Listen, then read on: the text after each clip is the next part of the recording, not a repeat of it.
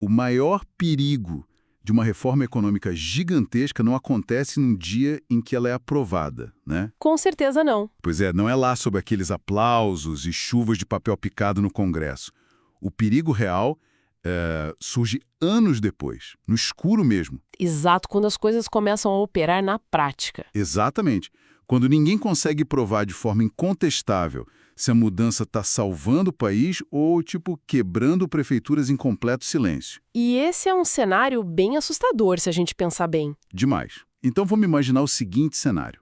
Estamos em abril de 2026. O Brasil já iniciou a transição daquela que é a mudança fiscal mais profunda da sua história recente. A famosa Emenda Constitucional 132. Isso. A substituição de toda aquela sopa de letrinhas tributárias pelo IBS e pela CBS. A lei passou, o desenho está feito, mas agora que a poeira baixou, tem uma pergunta urgente no ar. Que pouca gente está fazendo, diga-se de passagem. Pois é, como ter certeza absoluta de que essa nova arquitetura não está causando estragos invisíveis? Como vigiar um sistema financeiro que afeta desde a megacorporação até a padaria da esquina? É um desafio monumental. Com certeza. E hoje, o nosso mergulho profundo é exatamente sobre um documento que tenta responder a isso. É uma proposta para construir uma espécie de GPS de alta precisão para a economia. O projeto de lei número 452, de fevereiro de 2026. Exato. De autoria do deputado Rubens Pereira Júnior. Ele propõe a criação do SINREF, o Sistema Nacional de Monitoramento e Avaliação da Reforma Tributária.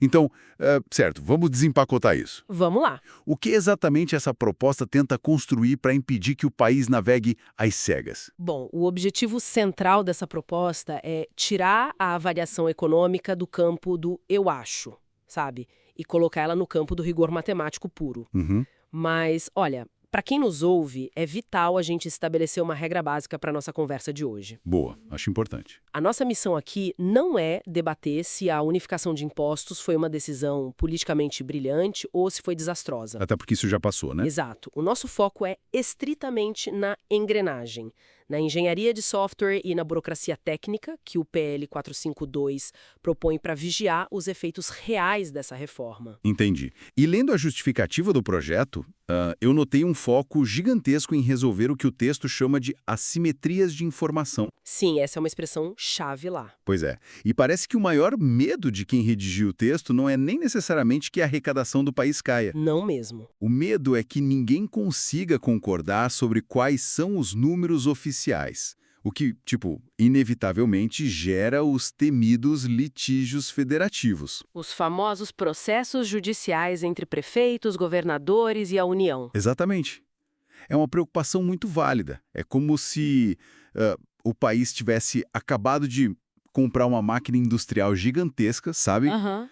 Incrivelmente potente, mas os engenheiros simplesmente esqueceram de instalar o painel de controle. Nossa, ótima analogia. Pois é, sem os mostradores básicos de pressão ou temperatura, ninguém lá na fábrica vai saber se o motor está superaquecendo, ou se uma engrenagem menor está prestes a derreter, até que a fumaça comece a sair. E o que é fascinante aqui é como essa justificativa do projeto reflete um trauma histórico real de outras grandes reformas ao redor do mundo. Sério?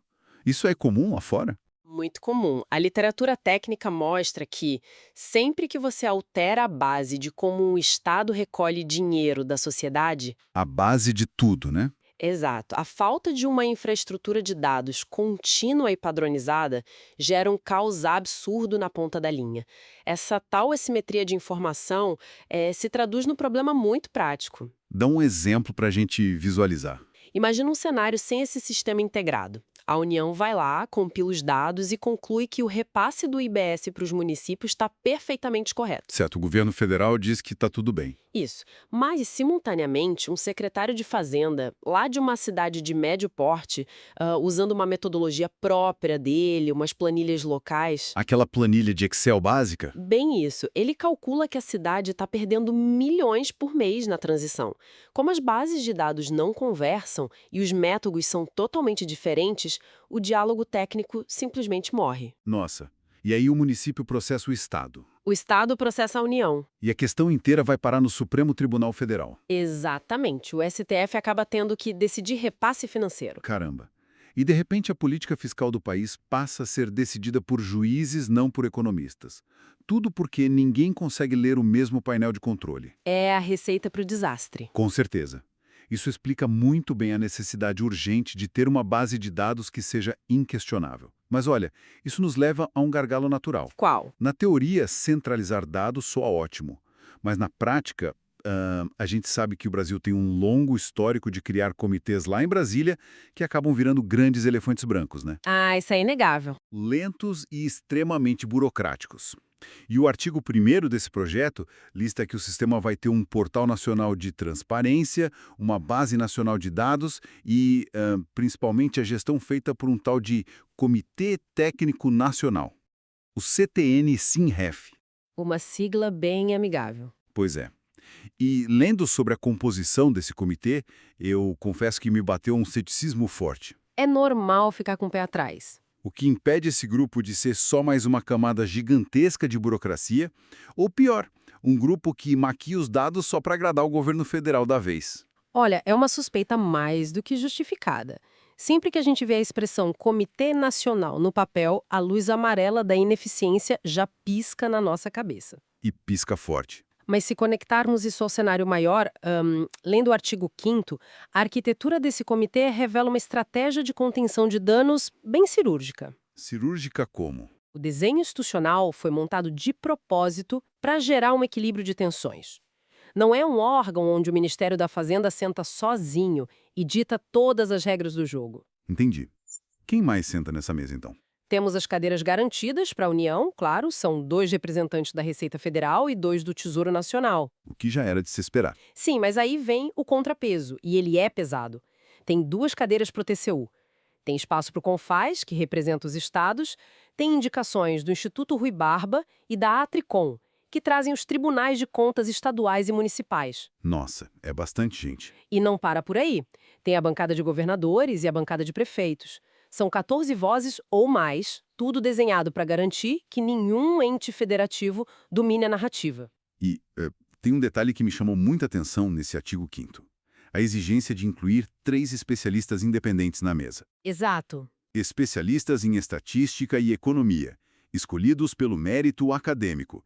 Isso muda bastante a dinâmica da sala de reuniões, não acha? Muda completamente. A lógica por trás dessa teia complexa de representantes é a forçar, na marra, um consenso metodológico. Como assim, na marra? Pensa no seguinte, se só os técnicos da União criarem a fórmula matemática sobre o sucesso da reforma, Eles vão puxar sardinha pro lado deles. naturalmente, vai ter um incentivo sistêmico para calibrar a régua de um jeito que mostre a arrecadação federal sempre forte. Faz sentido. Mas ao colocar um auditor de contas estadual, um prefeito super preocupado com o próprio orçamento municipal e um economista acadêmico na exata mesma mesa com o poder de voto, O sistema trava. isso trava qualquer tentativa de manipulação da fórmula. O projeto tenta garantir que o termômetro não seja adulterado de jeito nenhum para esconder a febre de um dos lados. Fantástico.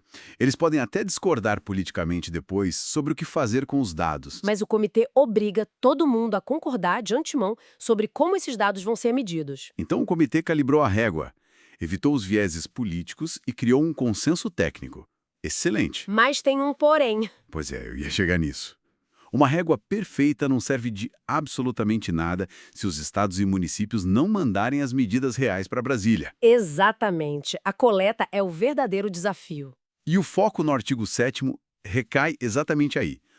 Todos os entes federados são obrigados a enviar relatórios padronizados semestrais.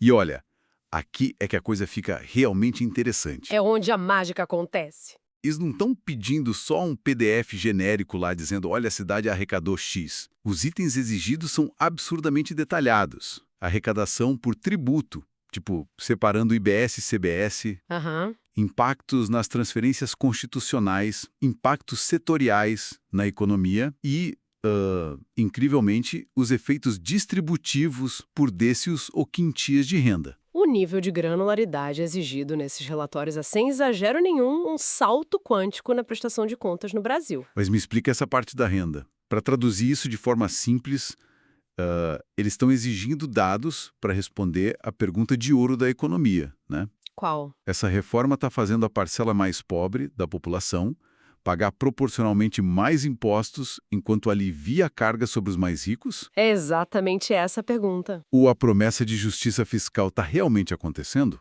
Essa é a métrica definitiva para qualquer reforma voltada a impostos sobre o consumo, como é o caso. E o ponto crucial, lendo o projeto, é o como isso vai ser demonstrado. Como eles vão provar isso? O projeto exige a publicação detalhada da metodologia e dos modelos econométricos usados nos cálculos. Ah, então não basta o discurso. De jeito nenhum. Não adianta um governador ir num programa de TV e dizer que a desigualdade no estado dele caiu 2% por causa da reforma. Ele vai ter que provar matematicamente. Ele vai precisar depositar lá no Sistema Nacional a série temporal inteira de dados, os intervalos de confiança estatística e a fórmula exata que a equipe dele usou. Caramba. Então qualquer pesquisador de universidade pode baixar esses metadados, rodar um modelo no próprio computador e verificar se o cálculo do estado está certo? Ou se rolou algum malabarismo contábil criativo. Uau! Mas para esse volume insano de dados cruzar o país sem o sistema todo colapsar, a infraestrutura tem que ser brutal. E é por isso que o projeto introduz exigências muito claras nos artigos 10 e 19. A palavra-chave lá é interoperabilidade. Interoperabilidade. Olha, essa é uma daquelas palavras que soam muito mágicas em palestras de tecnologia do Vale do Silício, sabe? Eu sei bem. Mas que na prática geralmente causam pesadelos terríveis na implementação diária do setor público brasileiro. Como isso vai se conectar com a realidade contábil das prefeituras? Bom, o sistema vai exigir APIs seguras, de integração direta. Ele vai se conectar a plataformas que já existam, como o Siconf. O Sistema de Informações do Tesouro? Isso mesmo. Mas o grande gargalo estrutural que o projeto ataca de frente é a falta de padronização das rúbricas contábeis. Como assim? Imagina que uma cidade, lá no interior, classifica a venda de um software por assinatura como prestação de serviços de TI. Certo. E coloca isso na rúbrica fiscal X. Só que outra cidade, a capital do estado, classifica a exata mesma operação comercial como licenciamento de bens intangíveis. E coloca na rúbrica Y. Exato. No sistema antigo, isso era uma dor de cabeça isolada, mas no novo modelo unificado de impostos, se o sistema central não obrigar absolutamente todo mundo a usar o mesmo plano de contas idêntico, A base de dados vira uma bagunça completa. Perde o valor científico. sem padronização prévia, comparar as contas de um município pequeno com as de uma metrópole seria como comparar laranjas com maçãs. O cálculo daquelas alíquotas de referência simplesmente não ia fechar nunca. Faz todo sentido. Mas aí a gente esbarra com força na realidade do Brasil profundo. O abismo de infraestrutura. Pois é. Exigir relatórios super complexos semestrais. Exigir modelos econométricos, APIs de integração em tempo real, metadados. Isso soa lindo num papel em Brasília ou numa cidade rica como São Paulo. Com certeza. Mas e o pequeno município lá no interior? Aquele que muitas vezes funciona com um computador de 15 anos atrás na Secretaria da Fazenda. Onde a internet oscila quando chove. Exato. Não dá para exigir esse tipo de ficção científica de quem não tem o básico. Como o PL resolve essa falta de capacidade técnica na prática? O sistema não vai simplesmente punir injustamente essas cidades menores. Essa é a lacuna que destrói muita legislação que nasce cheia de boas intenções no Brasil. Mas os autores pensaram nisso, e a solução está no artigo 12. O que ele diz? Ele cria o Fundo Nacional de Capacitação e Monitoramento. Um fundo específico para isso. E torcer para o melhor. O que geralmente dá errado. O fundo, financiado por dotações orçamentárias e até por contribuições internacionais de bancos de desenvolvimento, vai pagar especificamente pelo treinamento técnico. Treinamento dos servidores. Isso. Auditores e gestores locais. Eles também vão custear a modernização da infraestrutura eletrônica necessária para as prefeituras menores. Legal, mas e o tempo para implementar tudo isso? Comprar computador e treinar gente não acontece do dia para a noite. Aí entra o artigo 23. Ele prevê um cronograma flexível. Municípios que comprovarem que não têm infraestrutura podem enviar as informações temporariamente de um jeito mais simples. Eles ganham um respiro. Ganham um prazo estendido de carência de até 12 meses para conseguir alcançar essa integração plena com os dados. Entendi. Então, existe um pacote de ajuda com financiamento, tempo extra e capacitação. É a cenoura, digamos assim. Exato. Mas o que acontece se um estado ou município simplesmente decidir ignorar tudo? Como assim? Digamos que um prefeito decida não mandar os dados por má fé mesmo, talvez para esconder uma queda de arrecadação por má gestão ou só por birra política contra o governo federal. Qual é a consequência? Porque se for só uma carta de advertência, ninguém vai ligar. Bom, se a capacitação era a cenoura, o projeto detalha de forma muito incisiva o tamanho do porrete. Adoro essa expressão. Qual é o porrete? Os artigos 14 e 16 alteram nada menos que a Lei de Responsabilidade Fiscal, a famosa LRF. Caramba, eles mexem na LRF. E uma lei orgânica do TCU também, a omissão injustificada no envio desses relatórios ou o envio intencional de dados maquiados gera sanções administrativas imediatas. O TCU lança um registro de irregularidade. E, na prática, o que isso significa para quem está lá sentado na cadeira de prefeito? Significa a paralisação da máquina pública. O município é isolado financeiramente, fica bloqueado de receber qualquer transferência voluntária da União. Ou seja, acabou o dinheiro para construir o posto de saúde, acabou a verba para asfaltar a rua. Trava tudo. E a prefeitura fica proibida de contratar novas operações de crédito. Não pode pegar empréstimo para nada. É a asfixia financeira total do mandato, o que, convenhamos, é um suicídio político para qualquer prefeito. Com certeza. E isso levanta uma questão importante sobre a intenção do Congresso aqui. Qual? O peso legal que eles querem dar para essa transparência.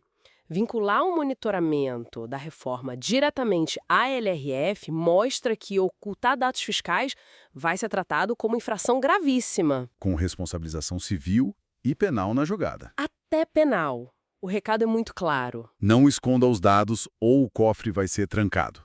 Bom, então a gente tem uma coleta rigorosa e uma obrigatoriedade pesada. Aham. Mas isso cria uma corda bamba fascinante em relação à privacidade. O sigilo dos dados. Exato. Se esse sistema central vai sugar e concentrar trilhões de terabytes sobre impostos e transações de absolutamente todo mundo, desde grandes indústrias até a padaria, O Brasil inteiro no mesmo servidor. quem é que vai poder ver esses dados? Como o artigo 9º do Portal Nacional de Transparência lida com isso? É um dilema clássico. Como evitar vazamentos de segredos comerciais ou industriais de uma empresa sob o pretexto de garantir a transparência pública? Pois é, a gente quer acadêmicos e a sociedade vigiando a reforma, mas sem expor o faturamento de ninguém. O artigo 13 traz salvaguardas muito sofisticadas para isso. Eles usam técnicas de anonimização e agregação de dados. Como funciona essa agregação na prática? Imagina que um pesquisador quer avaliar o impacto do novo imposto sobre a indústria de calçados numa cidadezinha do interior que tem só, 2 fábricas. Certo. Se o portal divulgar a arrecadação daquele setor só naquela cidadezinha, Um concorrente faz uma conta rápida de subtração e descobre o faturamento exato daquelas 2 empresas. o sigilo fiscal vai pro ralo. É por isso que os dados que vão para o público geral no portal são agregados. O sistema exige uma granularidade que demonstre o impacto do setor numa região maior, numa mesorregião ou no estado todo. Ah, entendi. Diluindo aqueles números no meio de várias outras empresas. Exato. A informação sobre o peso do imposto continua lá, mas é matematicamente impossível isolar o faturamento de um CNPJ específico. É tipo dar um zoom no mapa, né? Você vê que a rodovia está engarrafada e entende o problema macro, mas o software não deixa você dar zoom suficiente para ler a placa do carro de ninguém. Ótima analogia, é bem isso. E para os pesquisadores e órgãos de controle que realmente precisam dos microdados brutos para fazer aqueles estudos estatísticos pesados. Para eles, existem protocolos de uso bem rígidos, salas virtuais seguras, termos de responsabilidade penal. Eles acessam os dados para validar as políticas públicas, mas com a garantia de que a informação não vai vazar para o mercado. Fantástico. Bom, caminhando para o nosso fim, então, o que tudo isso significa no final das contas? É a grande pergunta. Analisando toda a anatomia do PL 452, fica bem claro que ele reconhece uma verdade dura. A reforma tributária não foi uma linha de chegada com aquela aprovação em 2023. Foi só o tiro de largada. Exatamente. Foi o início de uma maratona dificílima. E o SINREF que a gente discutiu hoje é a proposta de criar esse GPS altamente sofisticado, colaborativo e transparente para garantir que o Brasil não se perca no meio do caminho. E, para nossa audiência, eu deixo uma reflexão provocativa sobre a natureza política disso tudo. Manda! Quando a poeira baixar e esse super painel de controle estiver rodando de forma transparente, o que vai acontecer no dia em que o primeiro grande relatório nacional provar matematicamente e sem nenhuma margem para debate político que uma promessa feita na reforma falhou, Nossa! ou que acabou prejudicando um setor específico da economia. Com dados tão padronizados e inquestionáveis disponíveis ao público, será que o Congresso vai ter a agilidade e a coragem para corrigir a rota? Ou será que veremos uma batalha de narrativas políticas contra os próprios números, culpando o termômetro pela febre? É o que a gente vai descobrir nos próximos anos. Uma reflexão incrível para encerrar. Ter a melhor ferramenta do mundo não adianta muito se não houver vontade política para aceitar diagnósticos incômodos, não é verdade? Com certeza. Um grande abraço para quem nos ouve e compartilhou com a gente esse mergulho intelectual sobre como o país está tentando organizar as próprias engrenagens fiscais. Continuem questionando os dados. Isso aí. Até a próxima, pessoal!